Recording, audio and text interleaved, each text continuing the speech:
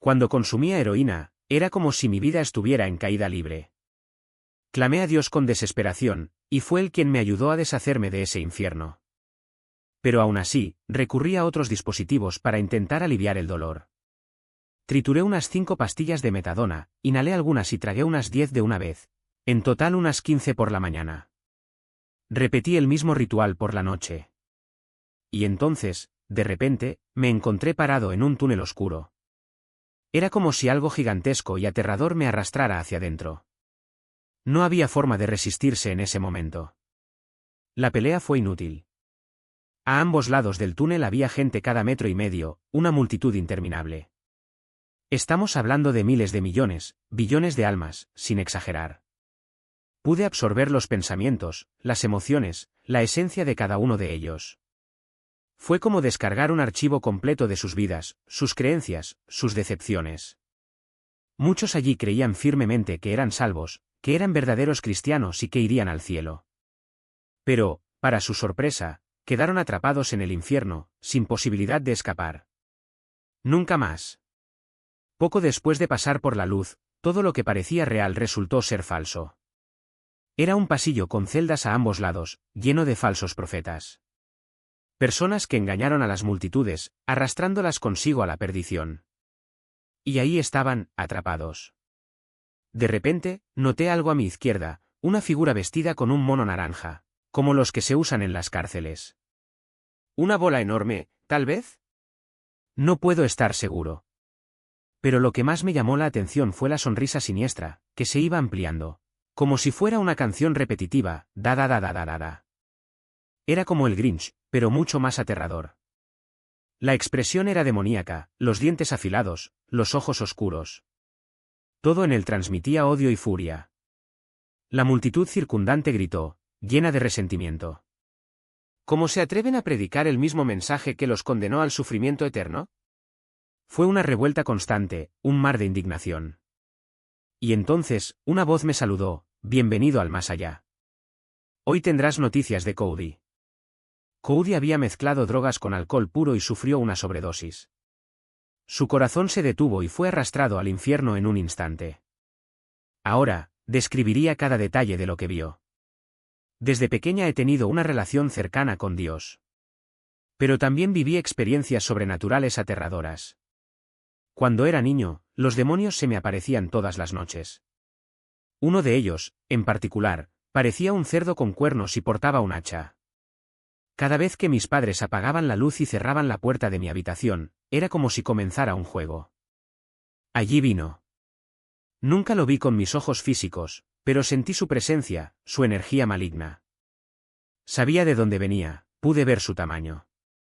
Cuando cerré los ojos aparecieron imágenes horribles, él cortándome la cara con el hacha, persiguiéndome. Grité y corrí hacia mis padres, pero ellos no entendieron.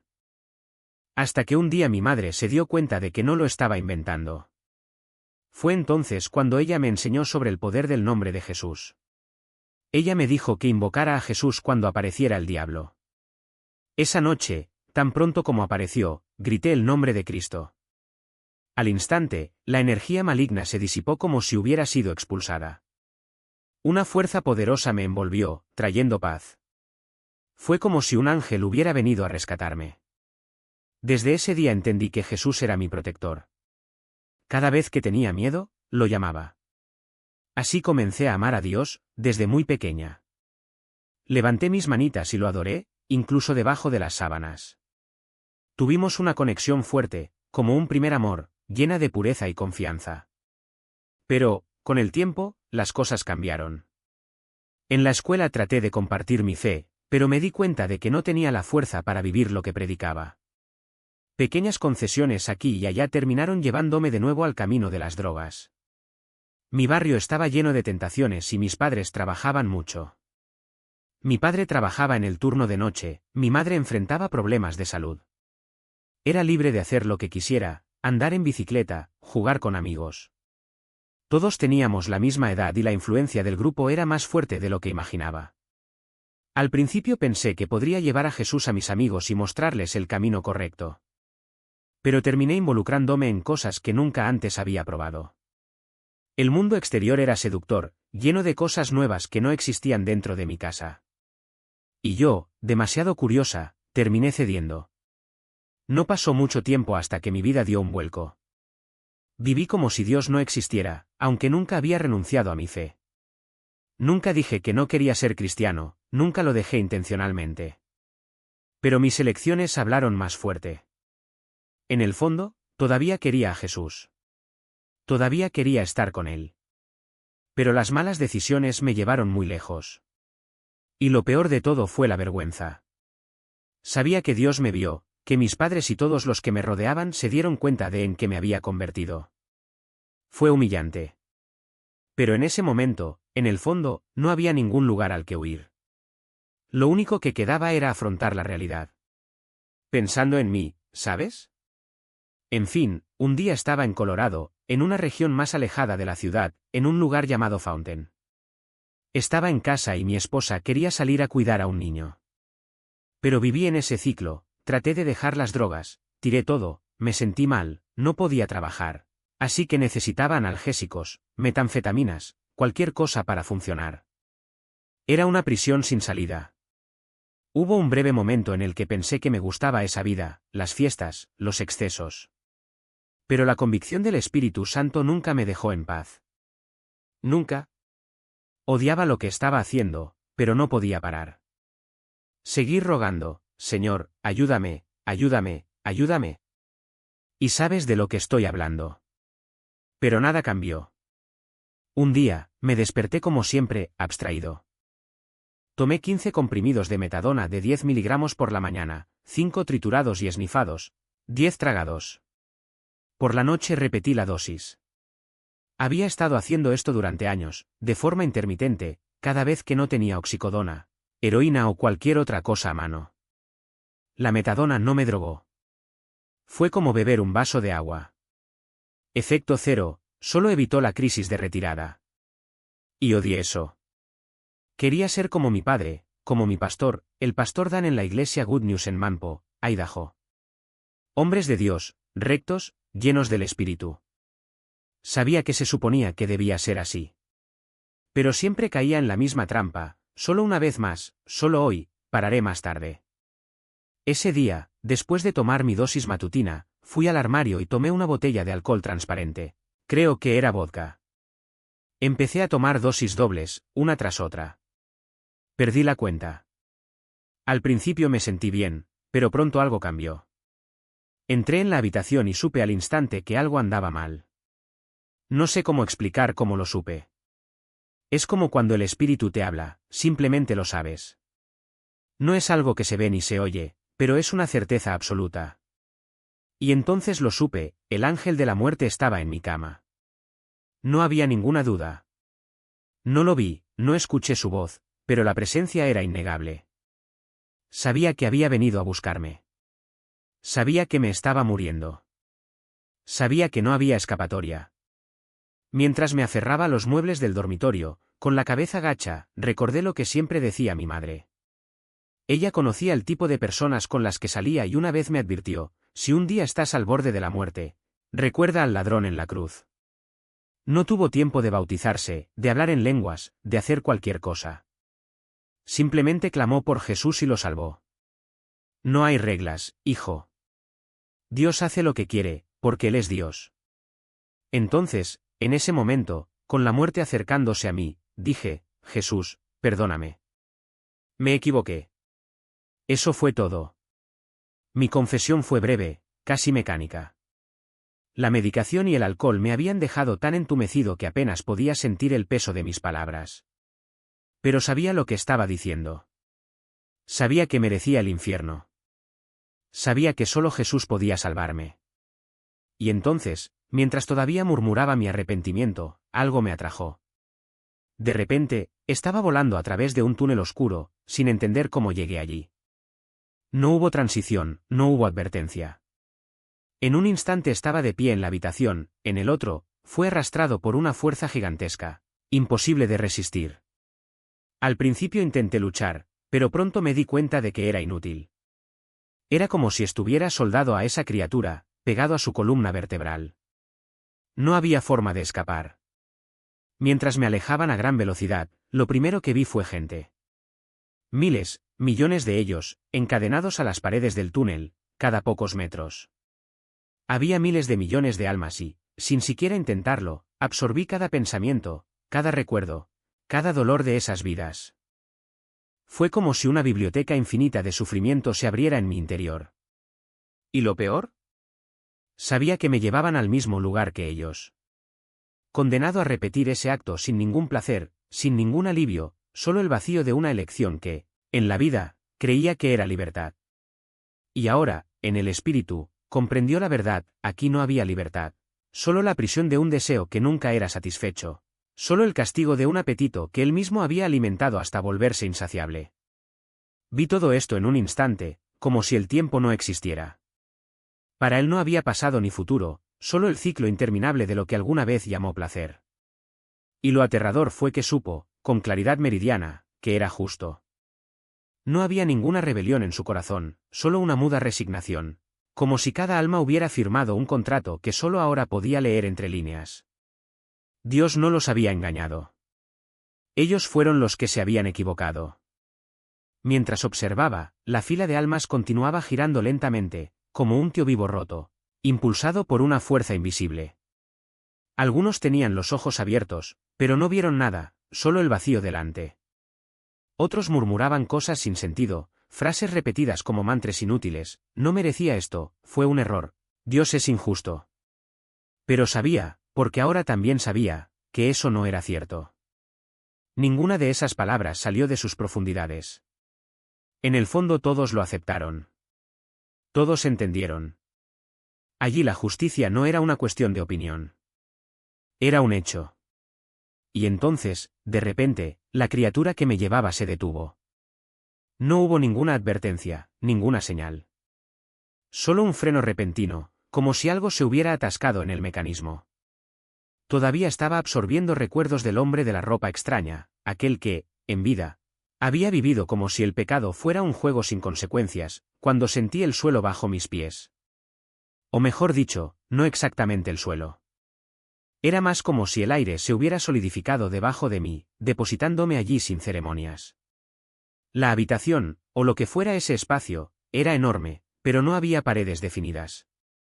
El techo se perdía en la oscuridad y el suelo, hecho de roca oscura y brillante, reflejaba una luz que venía de la nada.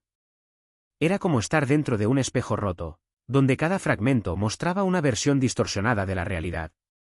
Y en el centro de todo había una plataforma. No una silla, ni un trono, sino algo que parecía un altar, o tal vez un escenario. Algo que estaba esperando a alguien. No necesitaba preguntar qué era. Ya lo sabía. Las almas en fila continuaron su movimiento circular, ajenas a mi presencia. Pero una de ellas, más allá, levantó la cabeza. No era el hombre de la ropa extraña, ni ninguno de los otros que había observado. Era una mujer. Sus ojos, antes vacíos, ahora brillaban con una intensidad que me hizo estremecerme. Ella no habló, pero escuché su voz dentro de mí, clara como si me hubiera susurrado al oído: tú también lo entenderás. Y entonces, como si se hubiera descorrido una cortina, lo vi. No solo con mis ojos, sino con todo lo que era. Vi el peso de cada elección que había hecho, de cada palabra dicha sin pensar, de cada oportunidad desperdiciada. Vi lo que hubiera sido si hubiera seguido otro camino.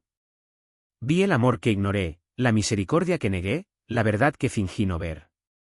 Y, sobre todo, vi la perfección de la justicia que me esperaba. No había forma de escapar.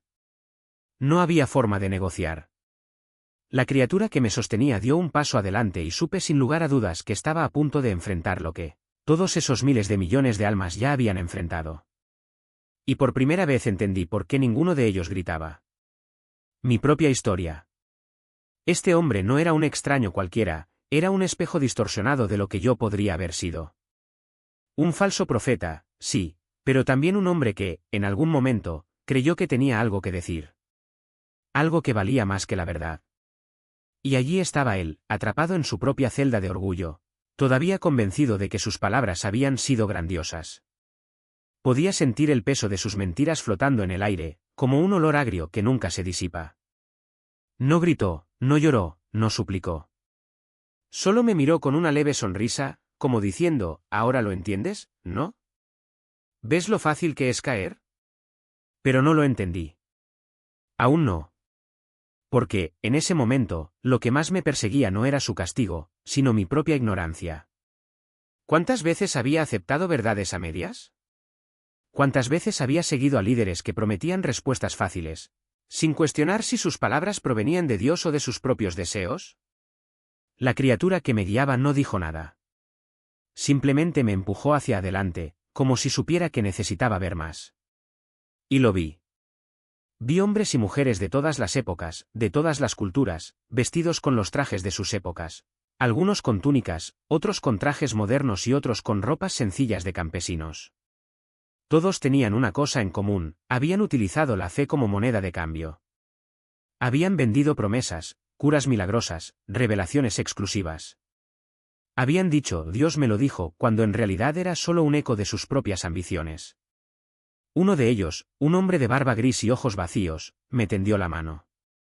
No para tocarme, sino como si quisiera mostrarme algo. Y luego lo vi. Vi las multitudes que lo habían seguido, las familias destruidas por sus mentiras, los enfermos que morían esperando un milagro que nunca llegó. Vi el momento en que se dio cuenta de que estaba equivocado, no por arrepentimiento, sino porque ya era demasiado tarde. La criatura me hizo retroceder antes de que pudiera ver más. Allí no hubo tiempo para la compasión. No había lugar a dudas. Lo que importaba era lo que haría con lo que vi. Y entonces, sin previo aviso, el pasillo terminó. Ante mí se abrió una nueva puerta, esta, diferente de las demás. No era madera ni piedra, sino algo que brillaba como metal líquido, reflejando una luz que venía de la nada y de todas partes a la vez.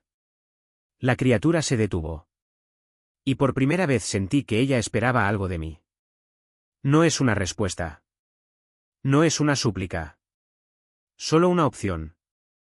La sensación era que el tiempo se había plegado sobre sí mismo. El césped, que alguna vez fue tan real bajo mis pies, ahora parecía una ilusión tejida con hilos de memoria y deseo. El hombre a mi lado, Esteve, o quienquiera que fuera, probó la hierba con la punta de su zapato, como si dudara de su propia existencia. Y yo, allí, era solo un espectador invisible, un eco de su conciencia que ni siquiera sabía si era bienvenido. Levantó la vista y el alivio en su rostro fue tan intenso que lo sentí como si fuera mío. Estoy en casa, pensó, y el pensamiento pasó por el aire como una corriente eléctrica. La casa que teníamos ante nosotros era sencilla, casi austera, 2 pisos de paredes blancas, sin adornos, sin techo inclinado, solo un bloque cuadrado que parecía más un granero que una casa. Pero para él fue suficiente.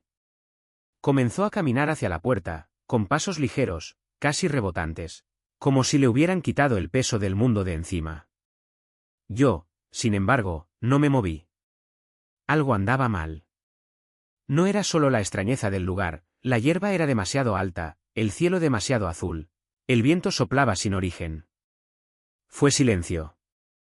Un silencio que no era ausencia de sonido, sino la presencia de algo acechando. Y entonces, como si el propio aire se hubiera roto, lo oí. Un ruido ahogado procedente del piso de arriba, una voz gutural y distorsionada, que hablaba en un idioma que no pertenecía a este mundo. No fueron palabras. Eran garras que arañaban el interior de mi cráneo. Fue en ese momento que la criatura tiró de mí. No hubo ninguna advertencia. Un segundo estaba en el césped, al siguiente, me arrastraban hacia arriba, como si hilos invisibles se hubieran enrollado alrededor de mis muñecas y me hubieran alzado hacia la pared del segundo piso. No hubo tiempo para resistir. No hubo tiempo para nada. Solo el impacto, ciego, sordo, suspendido en un vacío donde el tiempo se extendía como miel derramada. Por un momento pensé que se había caído en un agujero. Pero entonces, tan abruptamente como todo había comenzado, el mundo volvió. Y yo estaba dentro. La habitación era pequeña, abarrotada de objetos que parecían pertenecer a otra época. Muebles de madera oscura, relojes parados, cuadros con marcos dorados cubiertos de polvo. Pero lo que me llamó la atención no fueron las antigüedades. Fueron ellos. 2 seres encorvados, cuerpos deformes como si la gravedad les hubiera arrancado las entrañas. No tenían piernas, o las tenían tan atrofiadas que apenas podían sostenerse. Su espalda estaba jorobada, exagerada, como si llevara el peso de siglos de maldad. Los rostros, largos, escamosos, con mandíbulas que sobresalían hacia adelante como las de un caimán, dientes demasiado afilados para ser reales. Los ojos, amarillos, brillantes, sin pupilas, ardían con una inteligencia fría y calculadora. Ellos discutieron. No fue una pelea. Era algo más profundo, más urgente. Sus voces no eran voces en absoluto, sino una maraña de sonidos que se enroscaban alrededor de mi mente como humo. No entendí las palabras, pero entendí la esencia: frustración. Desesperación. La sensación de que algo había salido mal. Uno de ellos gesticulaba con garras que parecían espadas, mientras el otro golpeaba el suelo con lo que quedaba de sus extremidades, produciendo un sonido hueco, como de madera podrida al ser aplastada. Entonces uno de ellos me vio. No volvió la cabeza. No parpadeó. Simplemente fijó esos ojos amarillos en mí, y de repente, su voz estaba dentro de mi cabeza. No era mi voz. Era la voz de Cody, un nombre que no significaba nada para mí, pero que, en ese momento, tenía el peso de una orden.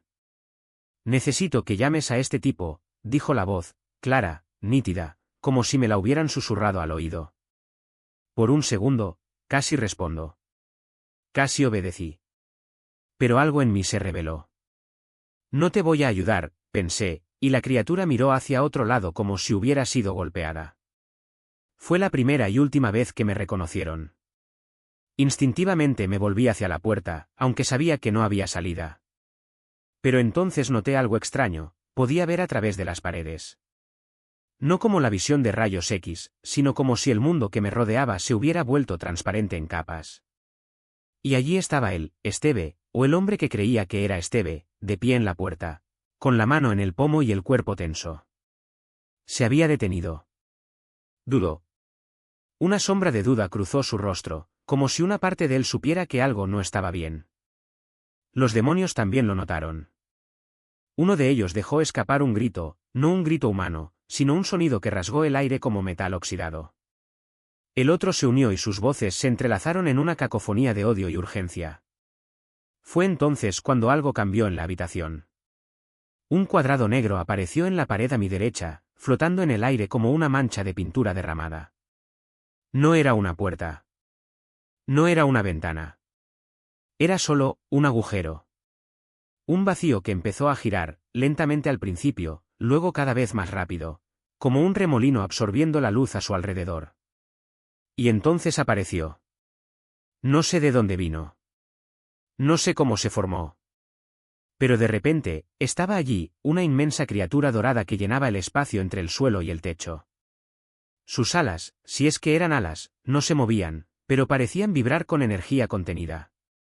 Su cuerpo no era ni humano ni animal, sino algo intermedio, cubierto de una piel que brillaba como metal pulido. Los ojos, no había ojos. Solo una rendija vertical, como la de un gato, que emitía luz propia. Y luego, silencio. Un silencio tan profundo que parecía haberse tragado incluso el sonido de los demonios. La criatura dorada no se movió. Él no habló. Simplemente estaba ahí, como si siempre hubiera estado ahí. Y supe, sin que nadie tuviera que decírmelo, que ella no era ningún ángel. No en el sentido que yo conocía. Era algo más antiguo. Algo que no pertenecía a ninguno de los bandos. Y brillaba en tonos de oro puro, pero no cualquier oro, había matices, como si cada parte de su cuerpo estuviera forjada en diferentes aleaciones. El más claro se parecía al brillo del sol reflejándose en el agua, mientras que el más oscuro tenía la densidad de un metal precioso recién extraído de la tierra. Los ojos, si eran ojos, eran dos rendijas doradas, sin pupilas, sin iris, solo un vacío luminoso que parecía absorber la luz a su alrededor. No había rastros de género, ni siquiera la sugerencia de uno. Era una belleza que desafiaba toda clasificación, como si hubiera sido esculpida para confundir, para atraer sin permitir que nadie defina qué atrae. Y había algo más. Una atracción que no era deseo sino una fascinación enfermiza, como mirar un fuego sabiendo que arde. No quieres acercarte, pero tampoco puedes darte la vuelta. Era hermoso, tal vez la cosa más hermosa que jamás había visto, después de ella, por supuesto. Pero tenía un truco. Una trampa disfrazada de admiración. Como esos ángeles de luz de las escrituras, los falsos, los que prometen salvación solo para arrastrarte al abismo. Y yo lo sabía. Aún así, mis ojos no podían apartarse. Luego se movió. No fue así. No voló. Simplemente pasó de largo, como si el espacio entre nosotros fuera una ilusión. Y donde sus pies, si es que los tenía, tocaron el suelo, la realidad se desmoronó. No fue un rastro de destrucción, sino una ausencia. El suelo no se quemó, no se agrietó, no se derrumbó. Desapareció, como si nunca hubiera existido. Un cráter perfecto se abrió detrás de él, un vacío que se lo tragó todo, tierra, roca e incluso aire. Era como si no hubiera dejado huellas, sino agujeros en el mundo. Los demonios, aquellos dos que antes gruñían y se retorcían, ahora parecían cachorros asustados delante de un león. Ni siquiera necesitó alzar la voz. Simplemente hizo un gesto con la mano, como quien da una orden a perros adiestrados, y estos obedecieron. Huyeron, atravesaron las paredes como si fueran niebla y desaparecieron. No los volví a ver hasta el final. Ahora solo quedamos nosotros dos. Él no me miró. Él no habló. Se quedó allí, inmóvil, como si yo ni siquiera estuviera allí. Pero entonces, desde el centro de su pecho, empezó a salir música. No fue un sonido, fue una presencia. Una vibración que llenaba el aire, que hacía que tus huesos temblaran y tu corazón latiera a un ritmo equivocado. Fue hermoso. Hipnótico. La melodía más pura que había oído jamás, como si cada nota hubiera sido arrancada de un instrumento divino. Flautas de hueso, arpas de luz, voces que no pertenecían a gargantas humanas. Era el tipo de música que te hacía olvidarte de respirar, que prometía paz eterna si simplemente cerrabas los ojos y te dejabas llevar. Y entonces la puerta se abrió con estrépito. Alguien subió las escaleras a trompicones, jadeando, como si hubiera corrido una maratón. Era un hombre, o lo que quedaba de uno. La piel estaba en carne viva, se veían huesos en algunos lugares, y los ojos eran puro terror. Él no me vio. No vio nada más que la criatura dorada. Cuando la música llegó hasta él, fue como si una llave hubiera girado en su interior. Sus rodillas cedieron, las lágrimas corrieron y comenzó a arrastrarse, arrastrándose hacia ser como un devoto ante un altar. Sentí lo que él sintió. No fue adoración. Fue un reconocimiento. Lo había visto antes. Ya había escuchado esa canción. Y de alguna manera, ella lo hacía sentir seguro. Como si, después de siglos de dolor, finalmente hubiera encontrado el camino de regreso a casa. Pero no sentí lo mismo. Para mí fue asqueroso. No por culpa del hombre, estaba destrozado, perdido y tal vez incluso merecía un poco de misericordia. Pero gracias a ella. Esa cosa dorada. Porque sabía lo que ella era. Un depredador disfrazado de salvador. Un lobo con piel de oveja, pero con dientes demasiado afilados para ser otra cosa que una mentira. Y luego ella habló. La voz era suave, casi paternal. Levántate, hijo mío. Las palabras se deslizaron como miel envenenada, dulces y pegajosas. Ella lo ayudó a levantarse y le pasó el brazo por los hombros, como un padre consolando a un niño. Pero el otro brazo se movió de una manera que no debería ser posible. Con un gesto lento, casi casual, atravesó la pared. No se rompió. No cayó. Desechó. Como si la realidad fuera una tela y ella hubiera tirado de un hilo suelto. De repente, ya no estábamos en una habitación. Estábamos en un escenario, frente a una multitud. Miles de rostros, todos vueltos hacia nosotros, todos hambrientos. Era como estar en medio de un concierto, pero sin música, sin alegría. Solo un mar de ojos vacíos, esperando. La criatura dorada empujó al hombre hacia adelante, como si lo presentara. Habla, dijo. Entrega el mensaje que te di. Y entonces, entre sus manos, empezaron a flotar símbolos. No eran cartas. No fueron palabras. Eran glifos, dorados y brillantes, que giraban en el aire como si bailaran. Cambiaban de forma a medida que el hombre hablaba, como si las palabras mismas estuvieran escritas en tiempo real, traducidas a un lenguaje no hecho para humanos. El hombre comenzó a predicar.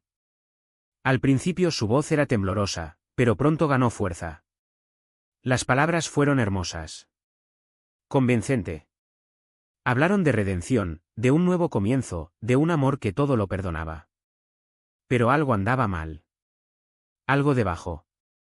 Como si, bajo la superficie de esa predicación, hubiera un veneno lento esperando a ser ingerido. Y luego sonrió. No era una sonrisa humana. Era demasiado ancho, demasiado agudo. Los dientes, antes normales, se alargaron, se multiplicaron, como agujas de marfil. Los ojos se oscurecieron, convirtiéndose en dos hoyos negros, y la piel dorada de la criatura detrás de él pareció agrietarse, como si algo mucho más viejo y feo estuviera tratando de salir. La multitud lo notó. Al principio fue un susurro. Luego un rugido. Y luego, puro odio. No fue ira. Fue traición. Gritaron, maldijeron, escupieron al suelo. ¿Cómo te atreves?, gritaron. Nos trajiste aquí. Nos engañaste. Tú eres la razón por la que estamos en este infierno. El hombre dejó de hablar. Su rostro se contrajo de pánico. Sintió su odio como una ola, como si cada palabra de acusación fuera un cuchillo clavado en su espalda. Y entonces lo entendí. Porque, por primera vez en mi vida, sentí lo que era estar en un escenario. No como artista. No como predicador. Sino como objetivo. Como aquel que sostiene el micrófono mientras el público decide si amarte o destrozarte. Era un sentimiento que conocía desde lejos, en espectáculos, en iglesias, en los momentos en los que te expones y rezas para que la gente no te odie. Pero allí, en ese lugar, fue diferente. Allí el odio no fue temporal. Fue eterno. Y el hombre en el escenario lo sabía. Sabía que no había perdón. No hubo una segunda oportunidad. Sabía que iba a morir. Podía sentirlo. Mi mejor actuación siempre fue en la sala, solo Jesús y yo, la presencia del Señor allí y yo cantando para Él, solo para Él. Era lo más cerca del cielo que la música podía llevarme. Abajo, lejos de eso, estaba el escenario, el público, la presión de ser juzgado. Para mí fue todo lo contrario, pero ese hombre parecía haber nacido para eso. Se alimentaba de adoración, como si cada mirada, cada aplauso, fuera oxígeno. Nunca había visto a alguien con tanta sed de eso. Sinceramente, me importaba una mierda lo que la gente pensara de mí. Si no existiera Dios, tal vez importaría. Pero cuando descubres que solo Él es quien realmente pesa la balanza, el resto se convierte en polvo. Solo necesitas convencerlo. Y eso es todo. Pero ese tipo fue diferente. Quería el micrófono. Quería ser el centro. Quería que lo amaran, o al menos fingieran amarlo. Y en ese momento sentí asco. No de él exactamente, sino de ese hambre. Eso hay que verlo. Si fuera yo, me daría vergüenza. Pero no lo hace. Él estaba encantado. De repente, todo se detuvo. Dejó de hablar y se quedó mirando al borde del escenario, como si algo lo estuviera llamando. Entonces, el suelo tembló. No fue un temblor cualquiera, fue como si toda la tierra se estuviera desmoronando. Como en la escena del Mago de Oz cuando el tornado arranca la casa de Dorothy. Afuera aullaba el viento, una confusión de sonidos, crujidos de madera, voces lejanas. Estaba arriba y el ruido era ensordecedor, caótico. El miedo me invadió. Quería salir de allí, encontrar un lugar seguro. Pero en el momento en que lo pensé, algo me levantó, como si fuera un globo lanzado al aire. De repente, estaba flotando, mirando hacia la escena. La casa se había derrumbado. Y allí, en medio de los escombros, estaban el ángel dorado y el falso profeta, de pie sobre una roca inestable, una de esas formaciones desérticas, como en las caricaturas del Correcaminos, solo que reales. Millones de personas se agolpaban alrededor, una multitud que se extendía hasta donde alcanzaba la vista. Todos habían sido engañados. Algo en ese hombre los había enganchado, hilo, anzuelo y plomada. Y ahora estaban allí, atrapados. No había niños en el infierno, lo sabía. Pero de alguna manera, en esa pesadilla recurrente, aparecieron. Como si el mismo infierno se amoldara a lo que más temía. Y entonces, entre la multitud, algo se movió. Una línea negra comenzó a abrirse paso, como si la gente fuera agua siendo empujada. Al final, 2 demonios, aquellos con caras de caimanes, se llevaron a su familia. Hubo muchos, pero una niña se destacó. Estaba en color, mientras que el resto del paisaje era gris, borroso. Llevaba un vestido sencillo y sostenía un osito de peluche. No debería estar ahí. Pero así fue. Se acercó a la roca llorando. Y cuando la vio a ella, a su hija, algo en él se rompió. Ya no era el predicador arrogante, el hombre que se alimentaba de los aplausos. Él era solo un padre. Levantó la vista y dijo con voz temblorosa: «Papá, ¿por qué nos mentiste? Nunca saldremos de aquí». Esas palabras lo golpearon como un puñetazo en el estómago. Y lo sentí juntos. Cada gota de desesperación que lo inundaba, yo también la sentía. Fue como si alguien hubiera abierto un dique de agua helada sobre nosotros dos. Se atragantó. Me atraganté. La desesperanza no es solo una emoción, tiene peso, textura y sabor. Te dan ganas de vomitar. Y eso es lo que hicimos. Entonces, de repente, estábamos en su jardín delantero.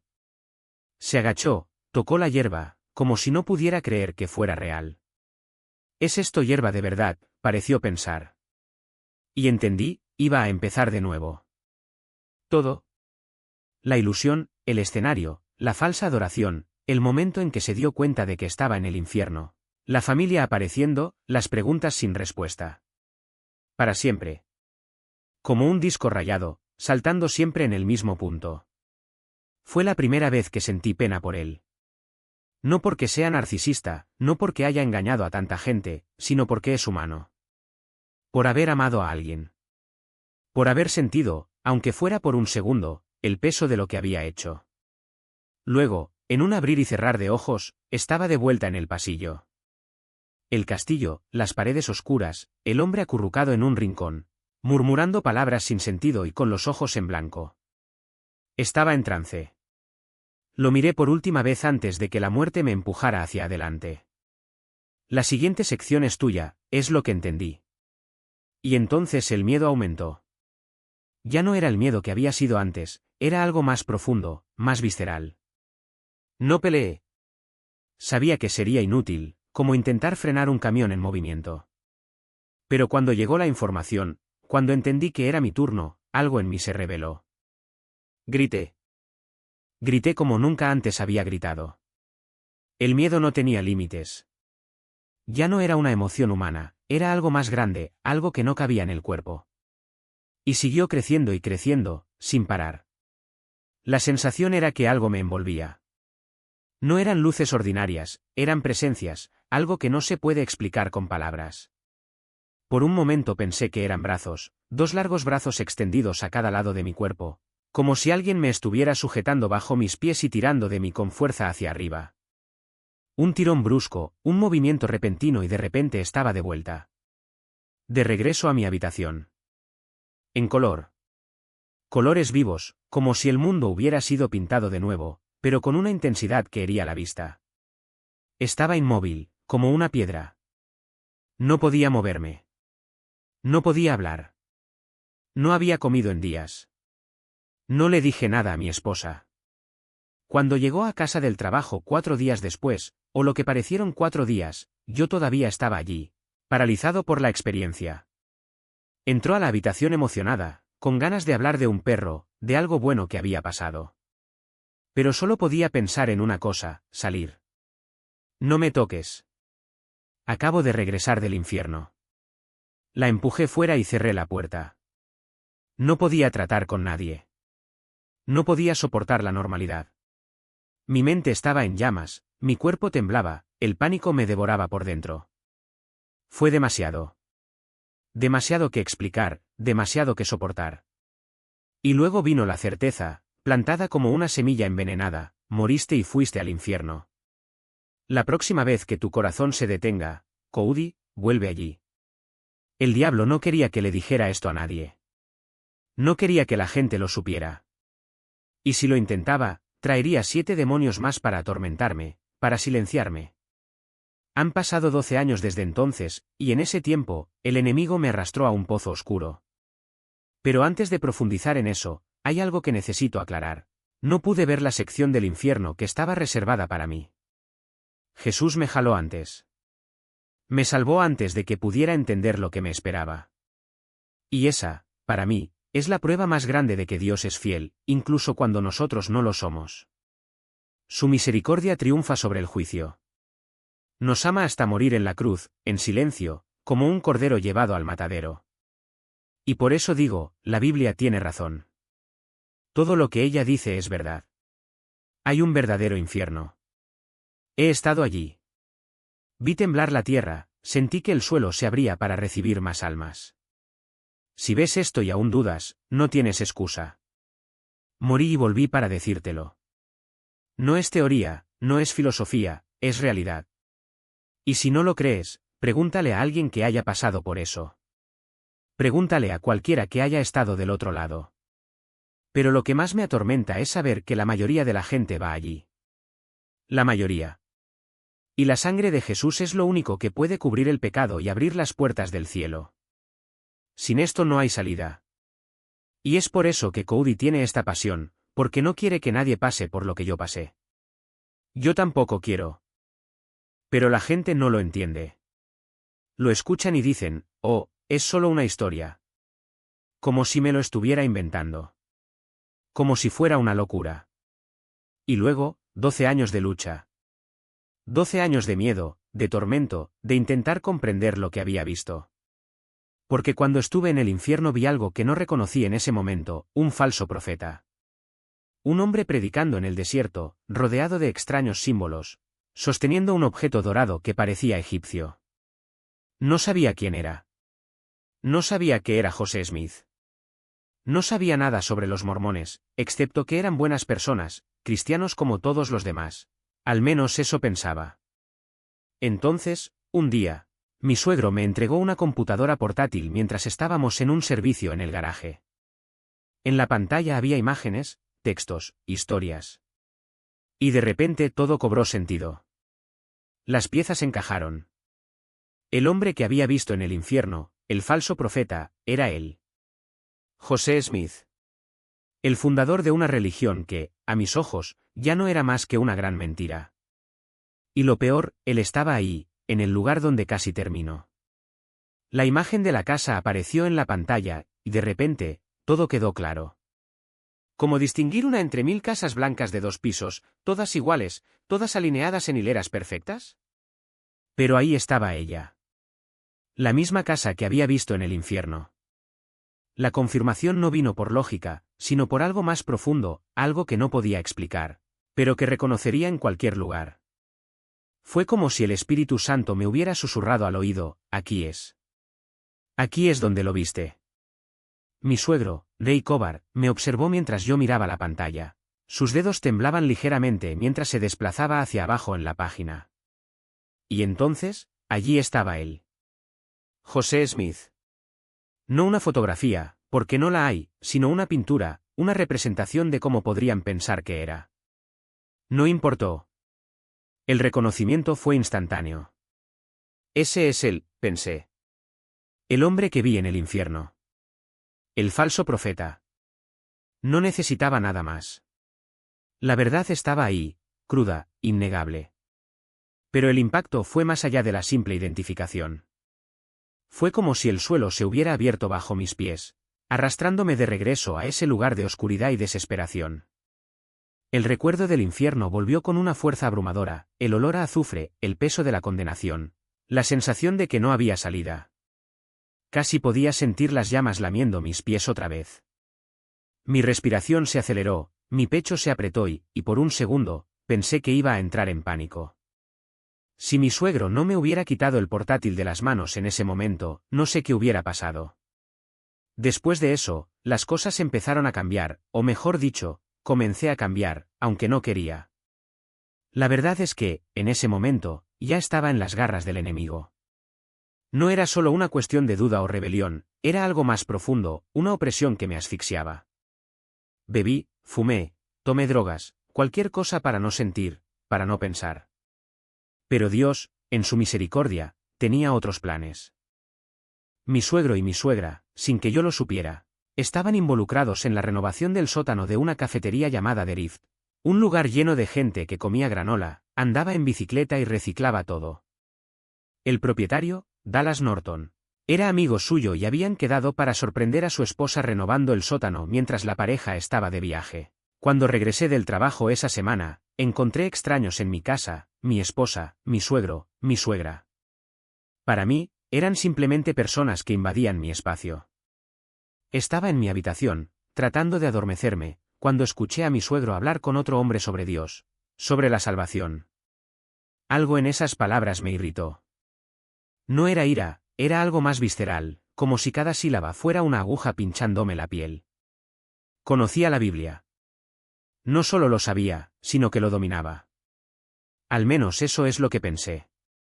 Me salté los libros aburridos, como Números, con sus interminables genealogías y medidas de los templos. ¿Y Cantar de los Cantares? Eso era solo poesía sentimental, sin ninguna relevancia. Pero el hombre que hablaba al otro lado de la pared empezó a citar precisamente ese libro. Y fue entonces cuando sucedió algo extraño. No estaba predicando sobre reglas o condenación. Estabas hablando de pasión. De cómo Dios nos persigue con la misma intensidad con la que un hombre persigue a la mujer que ama. ¿Alguna vez has deseado tanto a alguien que harías cualquier cosa por tenerlo?, preguntó. Así es como Dios te quiere.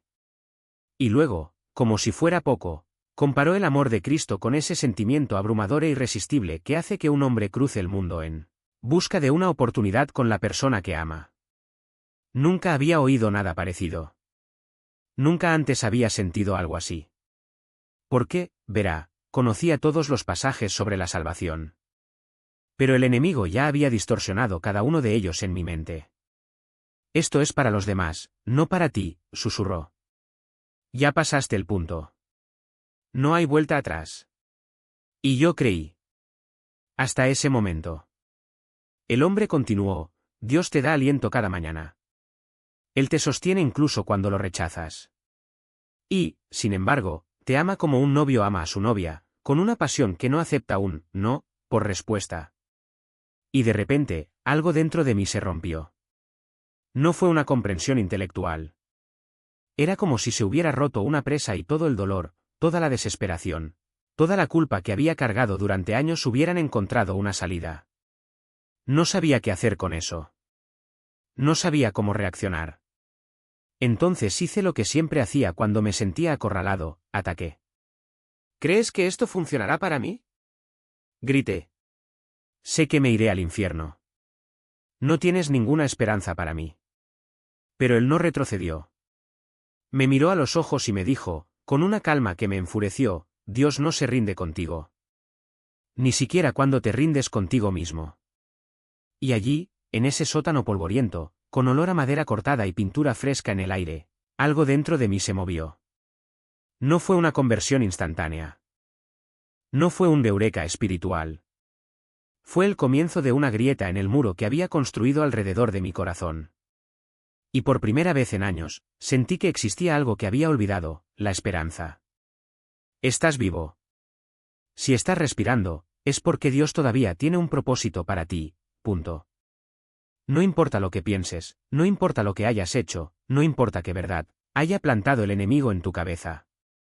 ¿Entiendes lo que quiero decir? Eso fue suficiente. Lo suficiente para que mi mente empiece a repensarlo todo, a dar marcha atrás en mis propios argumentos. Fue solo el comienzo. Y luego comencé a estudiar la Biblia. Solo buscando, persiguiendo la verdad. No fue un proceso rápido, pero de repente me di cuenta, ya no había agujas, ya no existía esa vida sin rumbo, ya no había más de eso. Fue como si me hubieran sacado de un agujero, como si alguien me hubiera agarrado por el cuello y me hubiera puesto en un camino completamente diferente. Y supe, en el fondo, que se lo debía todo a Jesús. ¿Cómo usó a mi padre y su amor para llegar a mí? Solo puedo agradecerte. Es sorprendente cómo Él me trajo de regreso. Ahora estoy aquí con una historia que no es solo mía, pero que puede ser de utilidad para otros. Tengo música, tengo un pasado que fue comprado con la sangre de Cristo, un lugar donde la gente puede encontrarme y escuchar lo que tengo que decir. Y lo que quiero decir es simple, mi testimonio es, sobre todo, para las personas religiosas. Una vez fui uno de ellos. Ese tipo de persona que piensa que solo hay salvación a través de la sangre de Jesús, pero que, en el fondo, todavía intenta justificarse a través de sus propias obras. ¿Sabes cómo es? Si estás tratando de llegar al cielo haciendo buenas obras, si crees que puedes ganarte tu lugar por tus propios méritos, estás robando a Jesús la gloria de lo que hizo. Tu superioridad moral no es más que un trapo de inmundicia. Así que no os atreváis a juzgar a nadie, porque vosotros también tenéis vuestros pecados. Incluso si no bebes, no fumas, no consumes drogas, tienes orgullo de tu propia santidad. De una manera u otra, todos caemos en la misma trampa. Pero mi ministerio es también para aquellos que, como yo, alguna vez creyeron las mentiras del enemigo. Para aquellos que piensan que han ido demasiado lejos, que ya no hay esperanza, que Jesús no puede perdonar. Si estás respirando, todavía hay una posibilidad. Simplemente diga, Jesús, perdóname, me arrepiento. Es un nuevo comienzo. Y mira lo que le hizo a Pedro, le cortó la oreja a un soldado, un crimen que podría haberle costado la vida. Pero Jesús no solo perdonó, sino que restauró, volvió a colocar la oreja en su lugar y borró toda evidencia del error. No quedaron pruebas ni acusaciones. Así actúa Él, borra el pasado y nos da un futuro. Y es por eso que rezo. Primero, agradezco a Jesús por ir a la cruz. Por haber sido lo suficientemente fuerte para soportarlo todo, la humillación, el dolor, la muerte, sin rendirse, sin llamar a los ángeles para que se lo llevaran. Caminó hasta el final, hasta su último aliento. Ojalá tuviera la mitad de esa fuerza. Entonces, pido a Dios por todos los que están escuchando y todavía creen que pueden salvarse por sus propias obras. Que el Espíritu Santo rompa esta mentira, que traiga convicción, que muestre la verdad. Nuestra justicia es como trapos de inmundicia. Que se vean a sí mismos como realmente son, no como se imaginan. Y pido también por aquellos que están atrapados en las mentiras del enemigo, que piensan que han ido demasiado lejos, que no hay perdón. Que Dios rompa estas cadenas, que el Espíritu Santo venga con poder y amor, sacando a estas personas de las garras de la desesperación. Que miren la cruz y comprendan, no hay pecado demasiado grande para el amor de Jesús. Que nadie más se pierda. Finalmente, pido que Dios use este testimonio para alcanzar a quien Él quiera alcanzar. Que quienes escuchan sientan hambre de la palabra, sed de oración y deseo de buscar la verdad. Y si miento, que Dios me exponga. Pero si es verdad, que Él la haga resonar en los corazones. En el nombre de Jesús, amén.